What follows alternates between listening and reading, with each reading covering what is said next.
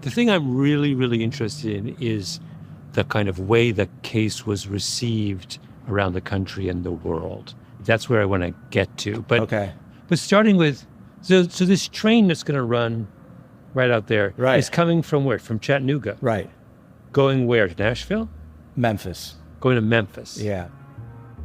I'm in a little town in northeast Alabama called Scottsboro, sitting in an old African Methodist Episcopal church built in 1878 by former slaves. The church is now a museum, and Ben Nadaf Hafrey and I are talking to the director, Tom Reedy, about what happened on the Chattanooga to Memphis train at the peak of the Great Depression. It's 1931. People are hoboing all over the country. And on the morning of March 25th, the 9 defendants, along with 2 young ladies from Huntsville, along with dozens of others, we'll never know who else was on that train. Between here and Chattanooga, there was a altercation on the train. And at Stevenson, which is a town about 20 miles from here, 6 white guys were thrown off the train by a group of African Americans. This is probably one part of the story everybody agrees on, that the 6 came off and these other guys stayed on. There's a fight. Yeah, there was a fight over space. This is Alabama, at the height of Jim Crow. So the white guys that got off the train went back to the agent at the Stevenson Depot and said, hey, we just got thrown off this train, which they were illegally on, right? They were unticketed. But, there's all these black guys. Of course, they didn't call them black guys. And, oh, by the way, 2 white women. We have white women and young black men together on a train. The station master at Stevenson Depot calls ahead to the Paint Rock station. By the time they get to Paint Rock, there's anywhere from 100 to 150 men, horses, ropes, waiting for the train. Everyone's pulled off the train. The 2 women say they've been raped. The 9 young men, some of them just kids, 12 and 13 years old, get shipped directly to Scottsboro, which is the county seat. By the time they get there, another mob is waiting. And there's this wonderful Atticus Finch moment in this story where the sheriff of Scottsboro, Matt Wong, comes out with his shotgun and says the first one that tries to cross me is going to get their head blown off. And that apparently held the crowd back a little bit because I guess they believed him. And 2 weeks later, on April 6th, and 3 hours after they met their attorney, the trial started.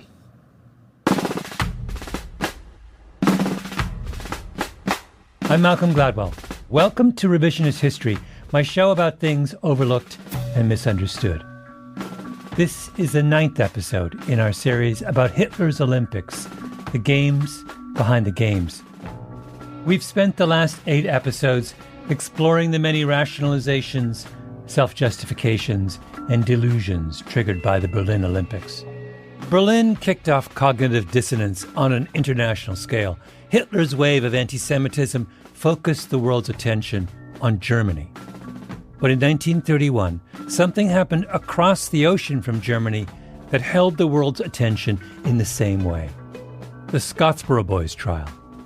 In this, our series finale, let's turn the clock back to 1931.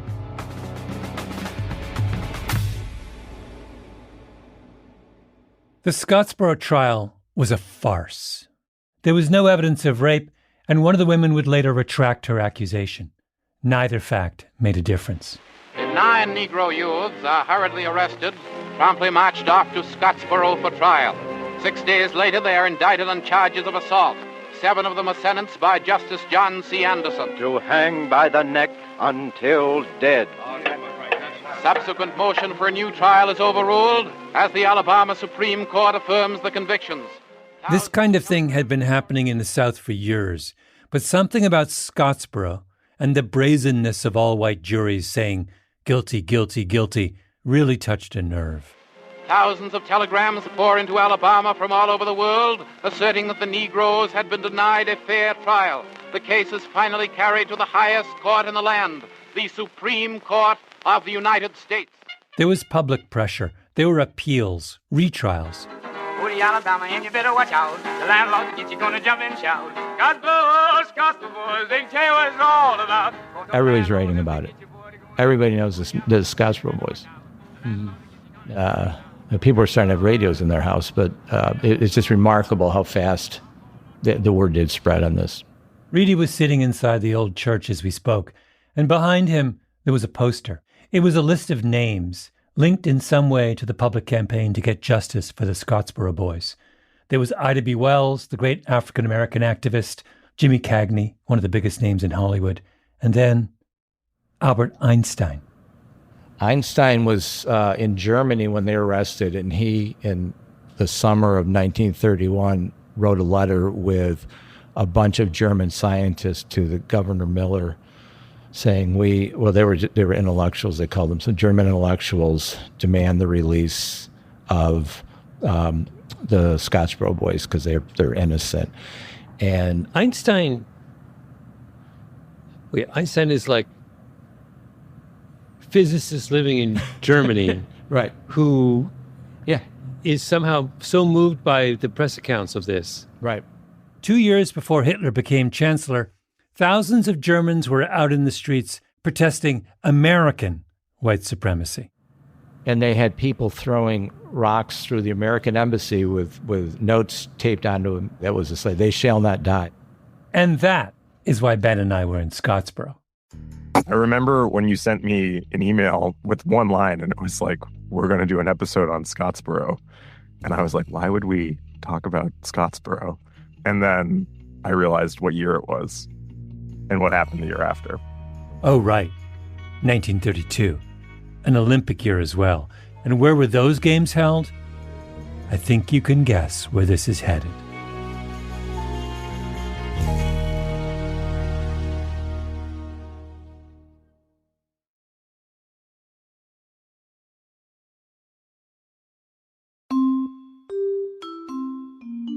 In April of 1923, a real estate developer from California named Billy Garland traveled to Rome for the annual meeting of the International Olympic Committee. Garland was good friends with Avery Brundage. They were cut from the same cloth, men from humble beginnings with outsized ambition, dreamers, builders.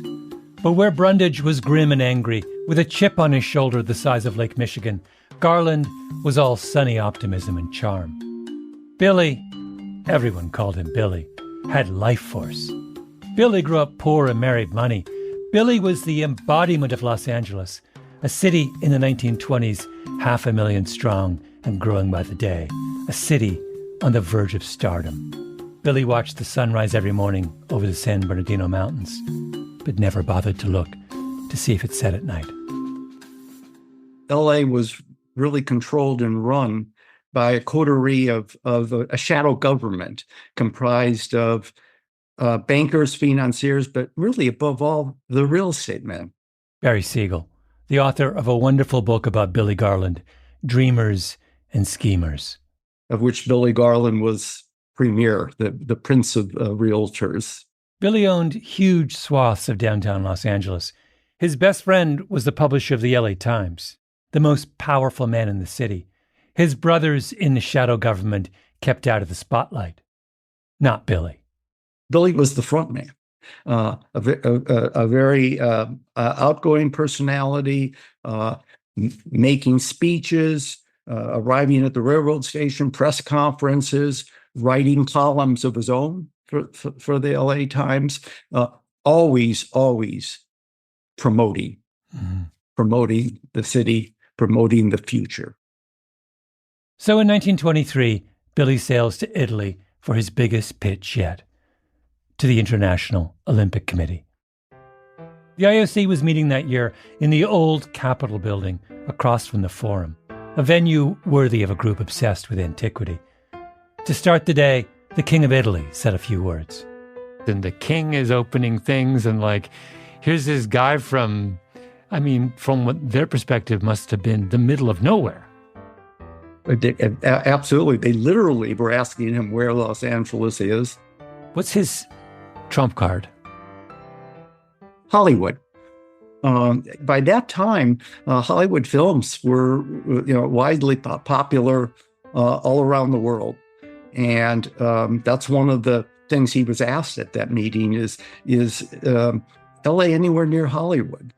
And Billy was smart enough to say, yes, L.A. is a suburb of Hollywood. He understood that glamour, the emerging glamour of the region, could play to his advantage. Yes. Yeah. I'm just thinking back to the IOC, though, because the IOC really is, it's like every faded aristocrat in Europe is. Yes. Every fuddy-duddy you can find with their waxed mustaches is around the table. And then this kind of charismatic, wide open, extroverted Californian shows up. I'm just imagining, it's such a fantastic scene. I've imagined it too, and I think that's part of how he was effective. He was a breath of fresh air. He knew how to talk to them. The idea when he rose to give his talk, his pitch, he's pitching America. He's pitching the culture of America, which is strange and exotic to them. They're there amidst all of this sort of 18th century grandeur, and the American stands up and says, "There's this brand new country across the ocean. You guys need to go there next." Yeah. That's exactly how he put it too. He says, if the games are to be truly international in character, they must also be held in other parts of the universe. The Olympics should come to Los Angeles. The room is silent. No one says a word. Then one delegate stands up and says, "So moved. Let us take our beloved creation to the shores of the Pacific." Someone else seconds the motion. It goes to a vote. It carries unanimously. The whole group celebrated at the Coronal Palace, home to the country's royal family. Billy spotted a bald man speaking passionately to a group of onlookers. It was Mussolini, the newly installed fascist leader of Italy. Billy wandered over, shook his hand. The next day, Billy had an audience with Pope Pius XI at the Vatican. Pius said how much he believed in the Olympic tradition, and Billy kissed his ring. Billy convinces the IOC to bring its temple of human idealism to the United States, and just as the whole dazzling spectacle is about to launch, 9 black kids in northern Alabama get swept up in a miscarriage of justice so outrageous that it sparks a wave of protest around the world. Marches in Germany, South Africa, Cuba, and the world finds itself in the same position as it would 4 years later on the eve of the Berlin Olympics, contemplating a pure competition in an impure place. With one difference, no one ever threatened to boycott the Los Angeles Games. Mr. President, in the name of the President of the United States, I proclaim open the Olympic Games of Los Angeles, celebrating the 10th Olympiad of the modern era. Well, so if the world is upset about Scottsboro in 1931, then why is there not a boycott of the LA Games in 32? I think, the obvious reason is the nature of American transgressions in civil rights are on the surface so different from the nature of Nazi transgressions. American transgressions are 300 years old. They're embedded in the kind of culture of the country. And I can't stress this enough. They involve Black people. And it is simply the case, and continues to be the case in some sense, that a transgression against a Black person is not considered the same as a transgression against a white person. Part of the difference is that Nazism is a new thing, whereas what's happening in Alabama is just not new at all. Yeah. What's important is it's because it wasn't a one-off, right? Why does America go up in the Black community in particular, get so up in arms about George Floyd? Because it had happened too many times, right? Mm-hmm. And Scottsboro is kind of like that. There's been this steady drumbeat of this kind of stuff coming out of the South. And then it's, the world seizes on that because they're like, you can't keep doing this. It wasn't system malfunction, it was system function. And that's a lot more kind of outrageous. I don't think you could make sense of what happened with the Scottsboro Boys unless you take a step back and look at the Alabama Constitution. I mean, look at the kind of legal infrastructure that was in place in Alabama at the time. So why did the LA Games escape moral scrutiny? It's puzzling. Maybe it's as simple as the fact that the world holds America to a different standard than everyone else. If you're a young upstart of a country, you get away with more. Or maybe the world cares less about crimes against black people than it does about crimes against white people. Or maybe the Nazis were making the Olympics so much about Nazism that it was really easy to see the contradiction between the Games and its host in a way that didn't seem as obvious with the LA Olympics. Or maybe it's all three. But Scottsboro was not some strange outlying event. It touched a raw nerve because people understood that it was typical. It was how the South worked. Discrimination was baked right into American law. I called up a law professor at the University of Alabama, Susan Hamill, and the first thing she brought up was Alabama's state constitution at the time, which had been rewritten in 1901 with one thing in mind. There was no doubt as to what the intent was. As one delegate said, they were driven by, quote, the necessity of relieving the black belt of the incubus resting on it. Another delegate was more blunt. We are here to get rid of the NIGGER. The 15th Amendment to the U.S. Constitution bars states from denying people the right to vote. So the framers of the Alabama Constitution devised a bunch of workarounds. First, a poll tax. You had to pay $1.50 to vote, which was a lot of money back then. Right there, you've gotten rid of a lot of sharecroppers, but they kept going, adding every obstacle they could think of. They had to own property. There were literacy tests.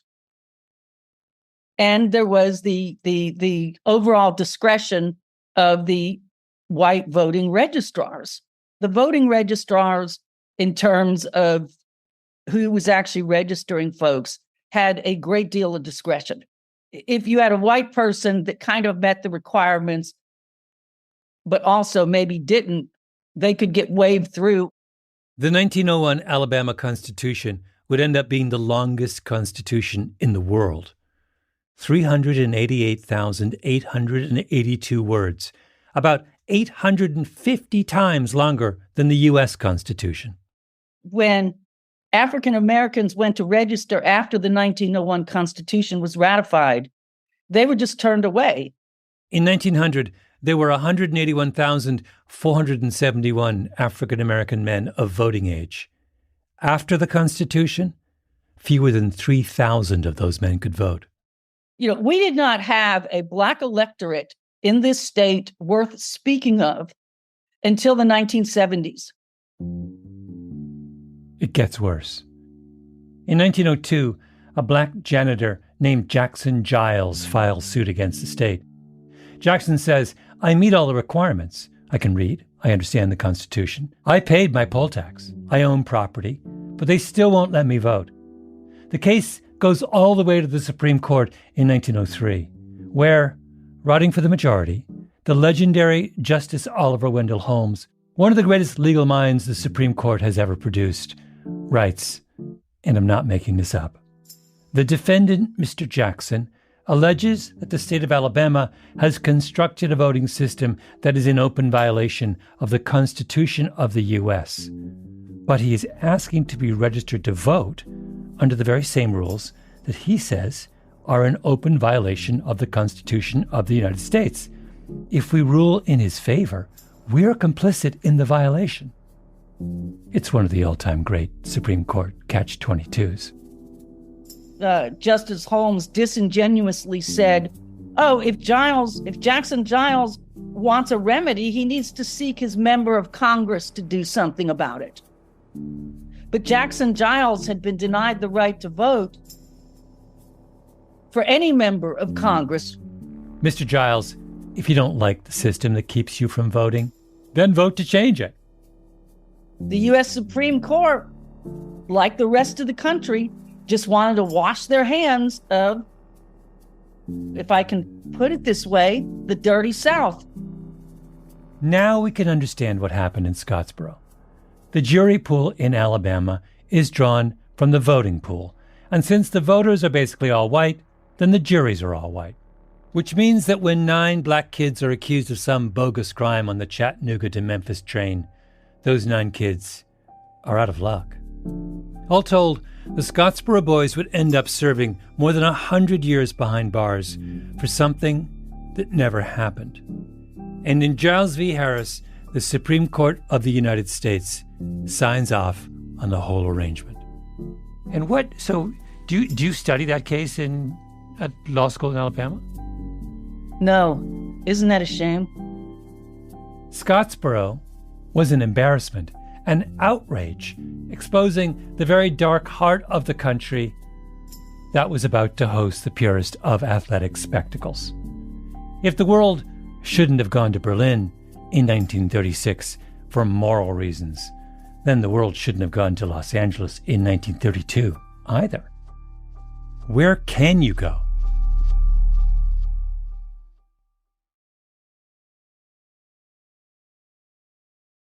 In the lead-up to the Berlin Games, a group known as the Jewish Labor Committee set out to solve the problem of what to do about impure places and pure competitions.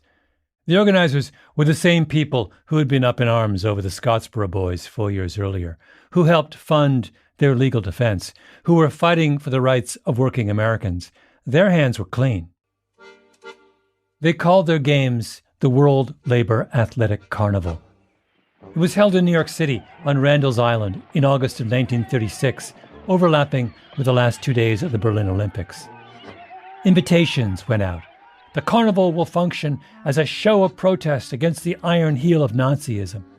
New York Mayor Fiorello LaGuardia signed up to be co-chair. The governor of New York agreed to hand out prizes. Proceeds from the event will go to supporting the anti-Nazi movement and, eventually, to helping Jews escape from Eastern Europe. The Labor Games represent the first solution to the dilemma of the Olympics.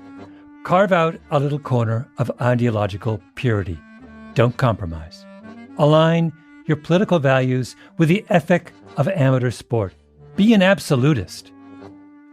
Ed Gordon was there. He was the winner of the long jump in the 1932 Olympics.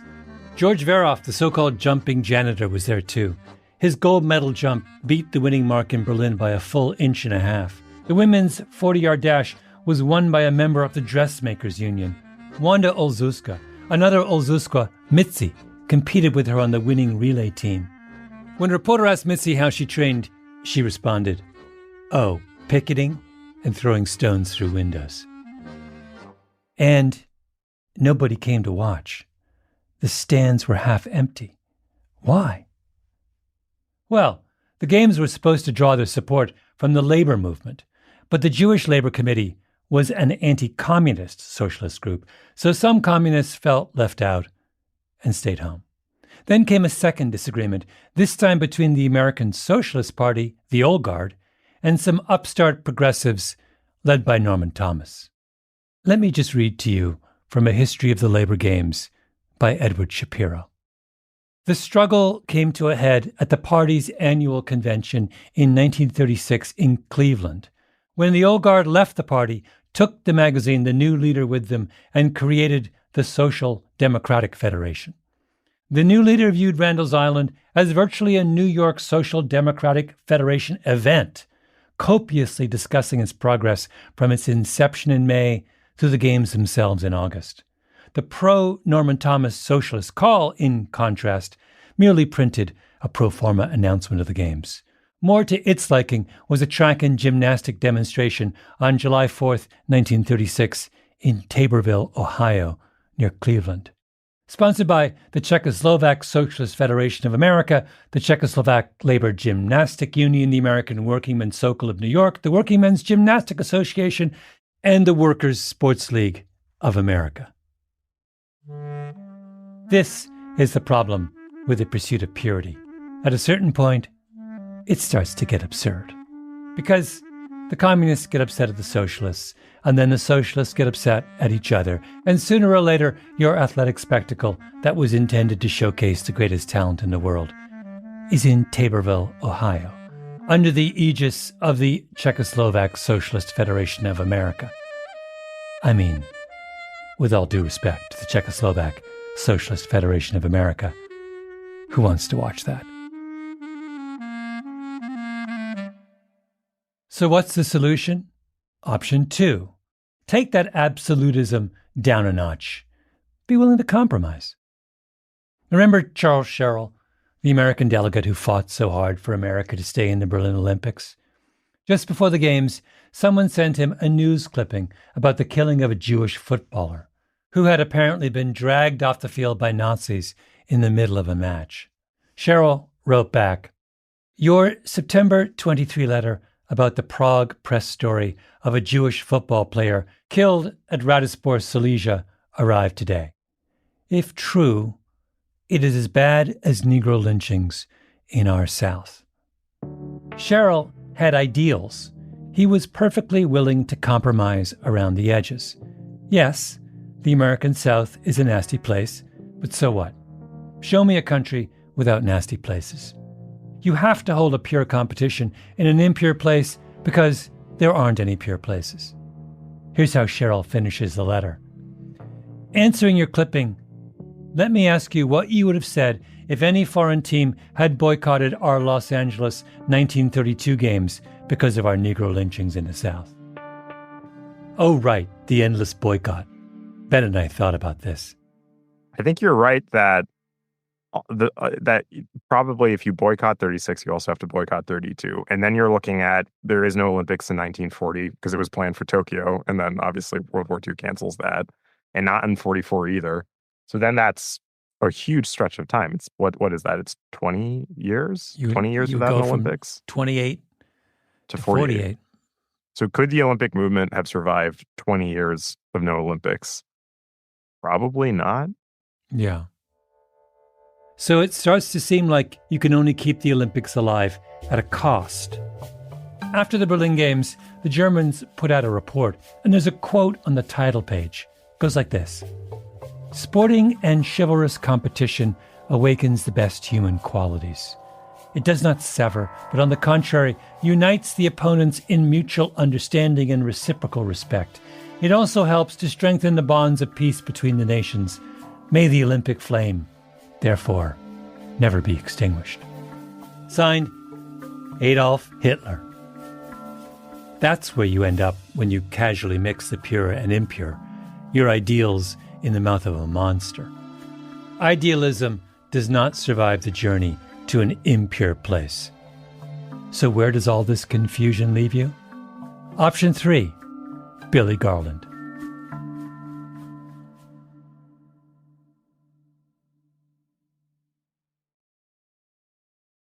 In the fall of 1918, Los Angeles was in a rough patch. The war in Europe was taking its toll on the economy. The 1918 flu, which had claimed millions of lives around the world, had shut down the city's streets. Tourism, the great lifeblood of Los Angeles, was at a standstill. Billy Garland and his friends needed a plan to get the city back on track. So Billy calls a meeting in his office, gathers together the power brokers. They were meeting there basically to try to figure out ways to promote Los Angeles, above all to avoid future lulls in business. Barry Siegel again. And somewhere in that meeting came up the idea of bidding for and staging the Olympics as a way to put LA on the map and draw investors. The third way to resolve the dilemma of the Olympic Games is just to be a realist. You say, whatever, let's not complicate things. The games are really useful. And if we play our cards right, we can all get rich. So Billy got his games. Here he is announcing them. Conceived in the spirit of the purest sportsmanship, 7½ centuries or more before Christ, these Olympic Games are today the one living heritage handed down to us from those distant times. Billy didn't write those lines, believe me. Someone at IOC headquarters in Switzerland did, but I'm guessing this is the part Billy did write. Many thousands of visitors to these games will come to Los Angeles and California from all parts of the globe and from every portion of our country. Let me add that California recognizes her responsibility as host. The stranger within her gates will be treated to that cordial hospitality and welcome so traditional of our wonderful state. Bring the kids. Stay at one of my hotels. Come then to California, host of the world, for the 16-day period beginning on July 30th, to witness for yourselves the ultimate and highest manifestation of modern sportsmanship known to mankind. Billy builds a magnificent stadium, the Coliseum, just south of downtown. He builds the first true athletes' village up in Baldwin Hills. Billy recruits the two biggest movie stars of the day, Douglas Fairbanks and Mary Pickford, to be his spokespeople. Billy creates a spectacle. Billy even makes a profit on the games, $1 million. A few years later, Billy would be all in favor of the Olympics in Berlin, but not because he'd performed some elaborate political analysis. Please, more like, love the Kaiserhof Hotel. Can we have one in Hollywood? How much do the Nazis look to 32 for kind of inspiration on, I mean, they take that kind of, that notion of the games as a spectacle and run with it. They were inspired by the 32 Olympics very much so. It was 32 Olympics were a model for them. In that way, Billy Garland and his gang, showed them the way. There was a point deep into this series where I found myself more and more sympathetic to Billy Garland, to the guy who just made things work. Ben never went that far. We argued about it. I started this whole investigation way back when, believing that we should have boycotted in 36. Now, I'm not sure I agree. And now I think I'm glad we went. Everyone involved in this debate back then, and everyone involved in debate like this today, the core of all of it is everyone takes sports really, really, really, really, really, really seriously. And I kind of realized halfway through that I'm one of those people. You're a person who thinks sports really matter. Yeah, I didn't think I was. I was like, I thought I was the guy who said, why are we spending all this time and attention arguing about, running a race against each other? And then I'm like, wait a minute, I am that person who cares passionately about the people running a race each other.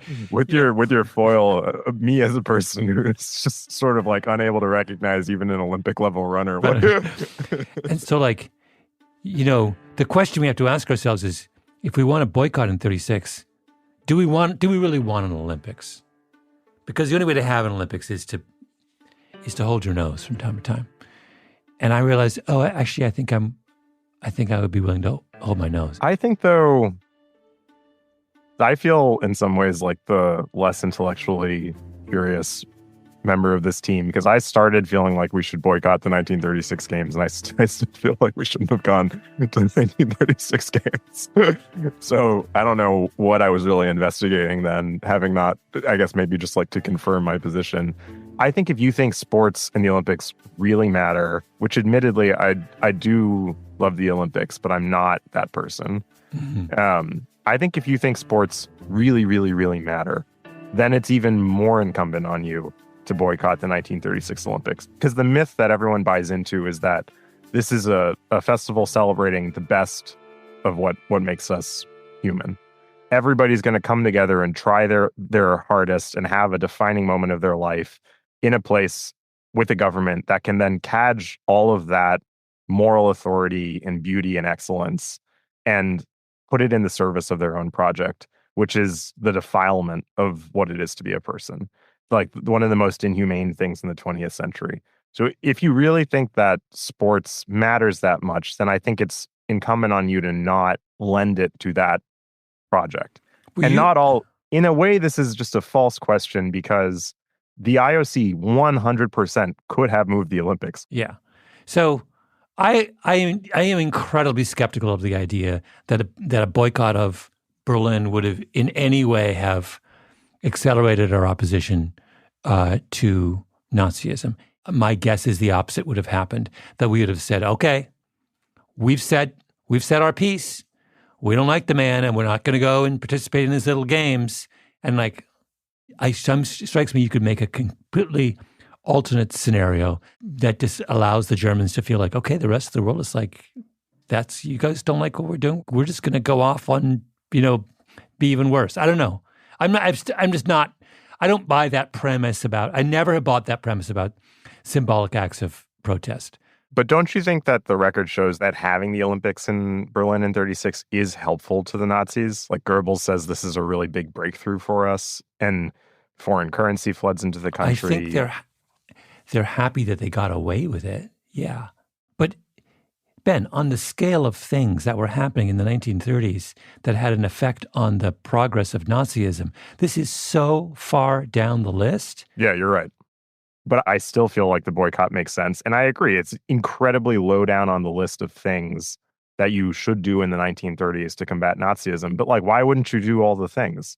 It makes sense to do. But we're not doing any other things. We're not doing the other things. This is why I lose patience with this kind of precious view of our moral responsibilities, because it misses the point.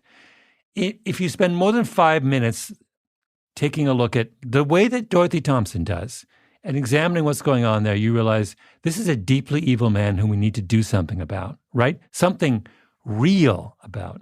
And my point is, boycotting the games is not real. It's just, I'm sorry, it's a substitute for actual behavior. But it doesn't need to be a substitute. It's a substitute if you take that action in bad faith. But I think any kind of useful reading of human nature suggests that 9 times out of 10, symbolic actions discharge our responsibility. They don't turbocharge them. I 100% agree with that. Yeah. However, what is the connection between the daily reality that most of us live and the systems level action? And the answer can't be that there is no connection, that one of these things happens in the ether and the other one happens on the ground, and we can do whatever we want on the ground because the thing in the ether is going to take care of itself. There is some obscure bridge between those two levels of existence. And it might be that you yourself run for office and then try and change things, but that isn't the only way you can affect these issues. And one of the ways, plausibly, many boycotts, absolute nonsense. A boycott of the 36 games based on what the Olympics do for the Nazis, that one probably would have meant something. There are two sets of morally disingenuous actions, one that actually happened and one that we're describing that could have happened. And I would just prefer that one, the one of not going maybe for complicated reasons, and then hope that it puts the right kind of pressure on this sort of ethereal systems level realm, which is not taking the action it needs to do.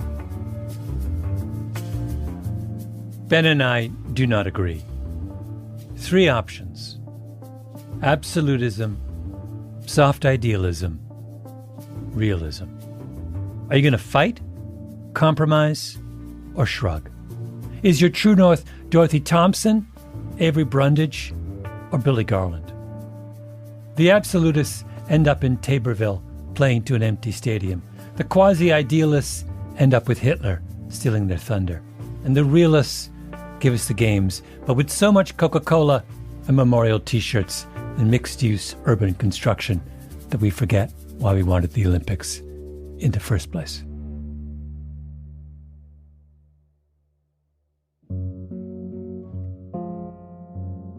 The last interview Ben and I did for this series was in Los Angeles, at UCLA, with Millen Tiff, that wonderful triple jumper who knew Jesse Owens. It was hot, one of those hazy Los Angeles mornings. A helicopter was hovering somewhere overhead. We were standing on the track at Drake Stadium, right by the long jump pit. There were a handful of athletes milling about, and then a young woman came running past us. She was doing 200-meter intervals, halfway around the track hard, with a jog recovery. Around and around and around. And she was magical. Ben's not a track and field obsessive like I am. I wanted Ben to see what I was seeing. You're going to see how beautiful runners are. I don't think she's going to run first, but if you see her sprinting, it's just It's just like unlike any running I don't know who she is, but she's a real runner. And if you watch her run, just like gorgeous. And she was flying. Most people have seen runners at high school track meets, or maybe world-class athletes on television. But to really appreciate this kind of performance, you have to witness it in real life, up close, like we were, at eye level, 5 feet away. Then you can see the full beauty of what a human being can do, propelling themselves with such elegance and effortlessness. Just the tap, tap, tap of their shoes landing lightly on the track. You can just tell when someone's, I don't know who she is. Then Milan Tiff said, "That's Sydney McLaughlin." Sydney McLaughlin. Sydney McLaughlin Lavroni, 2-time Olympic gold medalist in the 400-meter hurdles, the world record holder, one of the greatest sprinters in history. We walked towards her. I felt the way an art student would feel if they randomly ran into Picasso on the street. No, that's not quite right. I felt the way an art student would feel if they stumbled across some amazing painting at a garage sale, stared at it in awe, and then realized, it's a Picasso. We were standing right next to her, so I started to whisper to try and play it cool. For some reason I thought she was much taller. She's one of the greatest female athletes of I can't believe it didn't ever occur to me that it was her. Ben and I had spent months trying to solve the moral puzzle presented by the Berlin Olympics, trying to see clearly through the fog of 1936. First, should we go? And then, more importantly, if you have ideals, how do you hold on to them in an ugly, messy world? And that day at the UCLA track, by some miraculous twist of fate, we got a glimpse of the sublime, gliding past us, clear as day, close enough to touch, showing us the way.